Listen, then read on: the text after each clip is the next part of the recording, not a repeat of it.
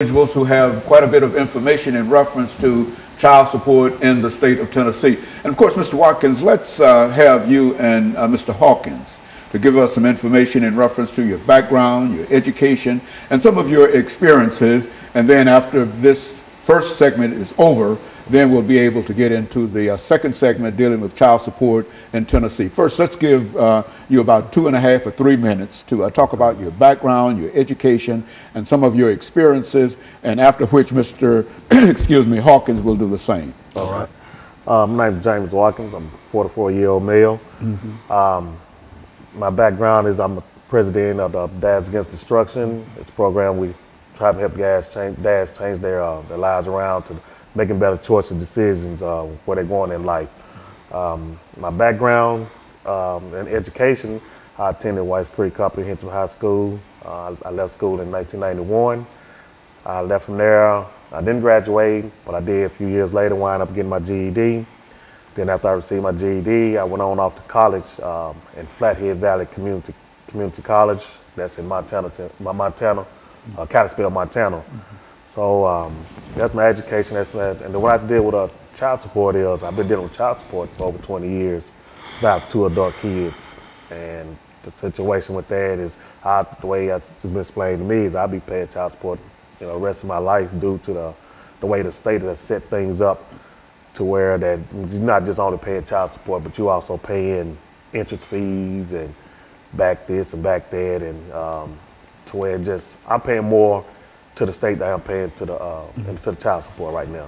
And so in a real sense, what you're saying here, Mr. Hawkins, Mr. Watkins, is that the state of Tennessee has some issues dealing with child support that the two of you and Mr. Hawkins will be able to talk about. But first, let's get some information from you, Mr. Hawkins, Phil Hawkins, in reference to your background, education, and what really brought you to us this morning. Okay, good evening. I'd like to thank you for us being here.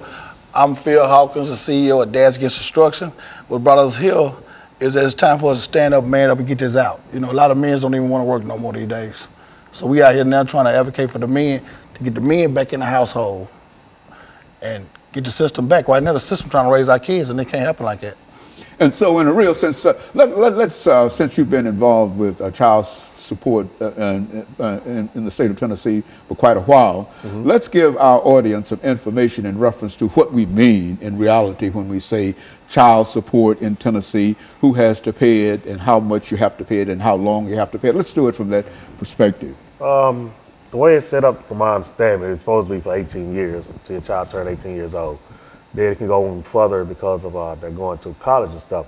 I can understand all that, but situations in life happen. Man's job might slow down at different points of the season to where he's not able to make his whole payment, or he might lose a job, or just things happen. But that doesn't stop child support from running, and as it keeps running, if you miss, it's like a credit. If you miss a payment, if you don't pay your whole full balance, they're gonna charge you a late fee. And this is how I feel about it, because I'm paying late fees every day, all day long, because of I'm just might be slow on getting the payment, might be slow at work and stuff, and I'm not even making a payment. But it's just a system to where it's like it makes you feel like the state getting more out of it than the child is. And so, Mr. Hawkins, what we're saying is that when we talk about child support, we're not just talking about a simple kind of thing of buying diapers and baby food and et cetera for a certain time. But I think as Mr. Watkins has indicated, that he has been involved in it for more than 18, 20 odd years. And so, what we're going to do, Mr. Hawkins, is to take this first commercial break. We've got about a half a minute. Okay. And when we come back, we want you to talk about child support in the state of Tennessee by defining what we mean when we talk about child support and the impact that child support is having upon individuals. When we come back, you give us some statements in reference to your background, your education, and some of your experiences, and then we'll get into that part of it, and that will allow us to first get a definition Because I think a large number of folks, when they think about child support, generally think in terms of buying baby bottles and et cetera, and et cetera. But it seems that we're talking about something that lasts 14, 15, 20 years, and I think that that's a different situation. And so when we come back, I feel what we'll do is to allow you to start us off, and we'll be back with our audience following this very, very short commercial break.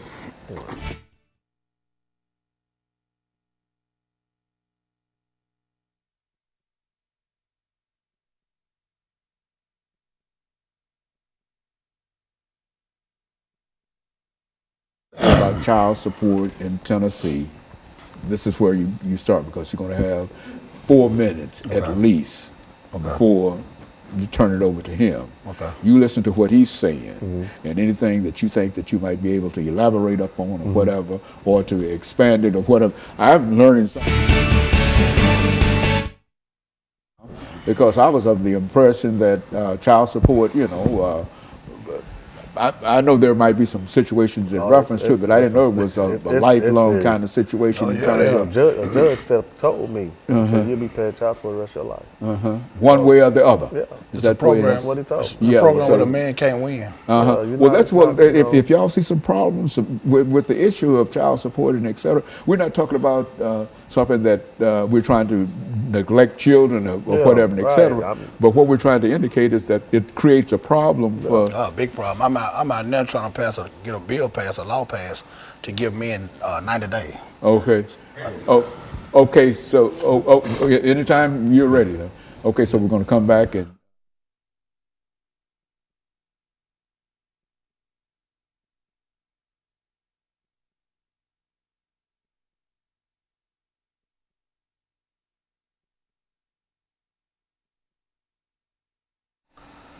Thank you, and welcome back to the second segment of the show for today. The topic is child support in Tennessee, and we have with us to talk about child support in Tennessee, Mr. James Watkins and Mr. PHawkins. And so, Mr. Hawkins, let's see if we can get some information from you, because we were unable to get it the last time, from you in reference to your background, your education, and some of your experiences that led you to us this morning, and then make some statements in reference to child support in Tennessee, and then we'll move to Mr. Watkins and allow him to sort of finish this segment for the morning. Okay. Well, I came out of Glencliff High School, like my buddy here, didn't graduate, went through the system to graduate, get GED, and just got, you know, going through life changes, ups and downs. But we also been in the child support system, like he said, 20, 30 years, where we can't win, you know, and it's time for us to take back our stand on it. We keep falling for everything. We got to stand for something. And this child support thing, it got to be, well, the average man these days don't even want to work a job. You know, they taking half his check, the child at home don't get the money, the state taking all their money, and then you left with $100, $200 to feed for 2 or 3 kids. So that's what we man know. We're taking back our lives. We're addressing the issues now. It's time for us to, you know, do what we need to do to get these fathers back home. Maybe we stop some of this gun violence, you know, because the father's not there, he can't raise his kids. But if you bring a father in, he can discipline his kids. The state can't do it by itself no more. Now, when we talk about child support, and I think a large number of members of our audience might think in terms of supporting that child for a certain amount of years and et cetera. But what's your view in terms of child support, which is to say that you are paying for your child, yes, sir, but at the same time there are some issues that you like to deal with? Yes, sir. Well, I found out just the other day, I'm advocating child support every day. I just found out the other day I was with my kid's parents, my kid's mother, 24 years. And I just found out the other day I'm $139,000 behind on child support payments. So how that system add up? I was with my kids every day of their life, all 3 of them. But I'm behind, I take care of my kids. You know, it's how the system is trying to portray us as not doing, because we're not paying the system. But we keep paying the system, we can't feed the child. We gotta have something for a man to live. And so are you still with your wife? No, sir. But you're still paying to support your children every day. And you feel that they're taking more money out of whatever salary you have. Yes, sir. And some of that money does not go to the child. None of the money go back. But the money, for the most part, goes to the state. Yes, sir. What do you think about that, Mr. Watkins? I mean, it is true. As as you just asked me, like going towards child, it's true. I've had the mother me called me and asked me, well, when is your job going to send the money? I said, what do you mean? It's coming out of my check. Well, they send it when they want to send it. And it causes conflict within the household. I've lost a house. I lost my family. I've lost cars. I've lost jobs and everything. I've lost my freedom over child support. And, you know, it took a real big toll on me mentally and emotionally because, you know, I desire to be home with my kids. My kids are my everything. And to take me out of my home because I fell behind on a bill, you know, that's like, come on, man, you're not just taking me out of home. What do you mean when you say to take you out of your home? How does that? When you take a person out of home, when you take a person's job from them, what is that man gonna do? He's gonna wind up trying to figure out a way to go out here and get some money. Right. Because if you love your kids, you're gonna revert to anything in the means necessary to get money to feed your kids or do what you can do. So yes, I've made some choices in life to where I started going towards the street life. Because of why? Because every time I turned around, I was getting harassed. I was getting harassed by the judges to the point to where they was like, well, this is the state law. So is it state law? Then okay, if I can't make this money, you taking all the money, my kids not getting fed, my lights getting cut off, this is happening. Well, I got to go out here and find another way to get this money because not only am I hearing from you all, but I'm also hearing it from her. You know, and when all that comes into play, it pushes a man outside that household to where he's looking to where, like, man, what am I gonna do? So when we sit up here and we look at these other young men out here on these streets and they trying to do different things, you know, when I talk, when the first thing come out of their mouth, man, I gotta feed my kids, man. And you know, it's like, that's where that destruction come in. So me and PHawkins, we have been through it and we have fought through many things to try to maintain a fatherly relationship with our kids and everything, which we still do. Just because they took us out the home don't mean we still ain't in our kids' lives. But we still try to you know, educate the younger men, the future and everything to, hey, we're gonna try to get some help because I know where you've been, I know where you're going and stuff. So, Phil, when you think in terms of child support in Tennessee, what would you consider to be the most destructive thing that the state of